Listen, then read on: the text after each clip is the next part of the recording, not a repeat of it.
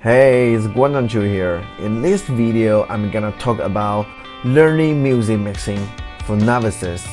If you think you have no idea what the music mixing is, if you think you have a zero knowledge on music mixing, if you think your basic mixing skills are not good enough, if you think you don't know whether you could make it, can you still learn it?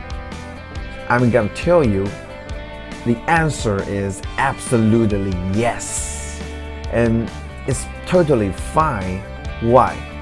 Because I was, he was, she was, every mix engineer was, every great mixing master was. So let me tell you, I was the novice and I've been there. And so I exactly know what do you think and how you feel, and that's really fine. And more than this, I will walk you through all the hurdles, show you the whole view of the big picture, give you the shortest way to the destination, and your minimum painful period.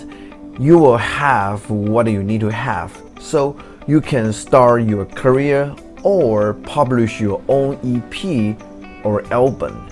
Sounds exciting, right? Let's go!